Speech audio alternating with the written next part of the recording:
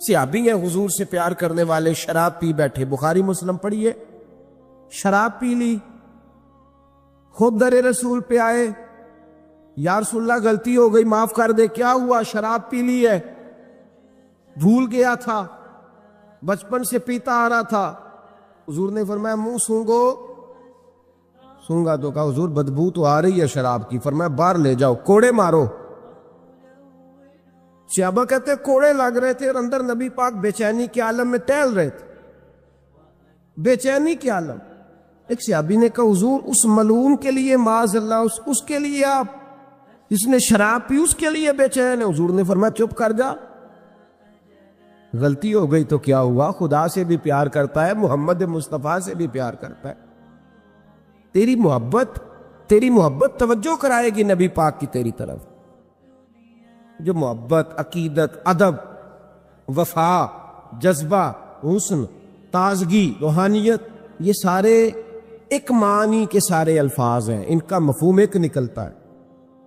اگر زندگی محبت سے خالی ہو گئی، ہمارے صوفیاء نے محبت ہی تو سکھائی ہے، ہمارے اہل اللہ نے پیار ہی تو سکھایا ہے، اتنا پیار کہ حضرت امیر خسرو رو ہی پڑے۔ اور حضرت خواجہ نظام الدین رحمت اللہ علیہ سے کہنے لگے محبوبہ جنت میں تو پتہ نہیں کب جانا ہے، کس وقت کے بعد جانا ہے، میرا نہیں گزارا، تو اپنے رب سے دعا کر کہ مجھے اتنی گنجائش مل جائے کہ میں قبر میں بھی آپ کے ساتھ ہی دفن ہو جاؤں، پتہ نہیں کب قبریں کھلیں گی، کب دوبارہ رشتہ قائم ہوگا وہ والا۔ تو بھائی تو زندگی میں پیار، محبت، خلوص، یہ چیزیں آپ کو قریب کر دیتی ہیں اللہ رسول کے۔ میرے رسول پاک علیہ السلام نے اپنے دین میں جس چیز کا سب سے زیادہ قدر بیان فرمایا اور جس چیز کی سب سے زیادہ اہمیت بیان فرمائی وہ محبت ہے۔ حضرت خواجہ حسن بصری رضی اللہ تعالیٰ عنہ یہ حضرت علی کے شاگرد ہیں، مولا علی شیر خدا کے شاگرد ہیں۔ اور ایک روایت ایسی بھی ملتی ہے کہ بچپن تھا ان کا تو نبی پاک کے گھر چلے جاتے تھے، تابعی ہیں، بہت چھوٹے تھے جب حضور کا وصال ہوا، صحابہ کے شاگرد ہیں۔ ایک دفعہ حضرت ام سلمہ کہتی ہیں کہ نبی پاک صلی اللہ علیہ وسلم کا بچا ہوا پانی پڑا تھا تو وہ بھی حضرت حسن بصری اٹھا کے پی گئے، یعنی حضور علیہ السلام کا جھوٹا پینے کا بھی اللہ نے انہیں، لعاب دہن شدہ پینے کا بھی بڑے صاحب بصیرت تھے۔ ایک بہت مالدار 30 سال کا نوجوان آ گیا، عبد الواحد زید، حضور میں نے مرید ہونا ہے۔ آپ نے فرمایا تو میرا بھائی بن جا، مجھ سے دین سیکھ، مرید ہو کے کیا کرے گا؟ کہنے لگا حضور میں باریکی تک پہنچ گیا ہوں۔ بھائی تو شریک ہوتے ہیں، تو مجھے بھائی نہ بنائے، مجھے غلام بنائے۔ تابع داری وہی کر سکتا ہے جو غلامی کرے، بھائی تو شریک ہوتے ہیں، وہ تو مقابلہ کرتے ہیں، غلام بنائے۔ حضرت حسن بصری، حضرت عبد الواحد بن زید رحمت اللہ علیہ فرماتے ہیں میں کروڑ پتی تھا، ہیرے جواہرات کا ٹھکانہ ہی نہیں تھا۔ تو حضرت حسن بصری رحمت اللہ علیہ فرمانے لگے تیرا میرا سٹیٹس ایک نہیں، تو میرا غلام کیسے بنے گا؟ تیرے گھر میں تو خود 20 غلام ہیں، تیرا میرا سٹیٹس نہیں، میں غریب آدمی ہوں، ایک وقت کھا لیتا ہوں، 2 وقت بھوک کاٹ لیتا ہوں، تو شہزادہ ہے، سٹیٹس نہیں بنے گا۔ عبد الواحد بن زید گھر گئے، اپنے غلاموں کو کھڑے کھڑے آزاد کر دیا، رشتہ داروں کی لسٹ بنائی، سب کو دعوت کھلائی، جو گھر کے اندر مال دولت تھا ان میں بانٹ دیا، باقی پڑوسیوں کو دے دیا، جو کپڑے پہنے ہوئے تھے وہ بھی اتار کے صدقہ کیے، ٹاٹ کا لباس پہن کے حضرت حسن بصری کے سامنے آ کے کھڑے ہوئے۔ خواجہ حسن بصری نظر اٹھائی، کہا اچھا یہ حال کیسے ہو گیا؟ کہا حضور ہر شے بیچ آیا ہوں۔ کہا کیوں؟ فرمانے لگے آپ نے کہا تھا تیرا میرا سٹیٹس نہیں، اب تو ایک ہو گیا ہے نا، اب تو سٹیٹس ایک ہو گیا نا، اب غلامی ملے گی؟ آپ نے فرمایا 3 شرطوں پہ قائم رہنا، 3 شرطوں پہ۔ ایک، اللہ والوں پہ زندگی میں اعتراض نہ کرنا، کبھی اللہ تعالیٰ کے بندوں پر اعتراض، کوئی چیز نظر آئے بھی تو شکوہ نہ کرنا، سمجھ لینا کہ میری نگاہ کی غلطی ہے۔ اور دوسرا، روز اپنے اوپر محنت کرنا، محبت کم نہیں ہونی چاہیے، بڑھنی چاہیے۔ اور تیسرا فرمایا مجھے کہنے کی ضرورت نہ پڑے، کہنے کی ضرورت، تجھے اشارہ سمجھ جانا چاہیے۔ عبد الواحد بن زید کہنے لگے حضور ملے گا کیا؟ آپ فرمانے لگے یہ تیرا مطالبہ بھی غلط ہے، وہ تو بعد کی بات ہے، ملتا کیا ہے؟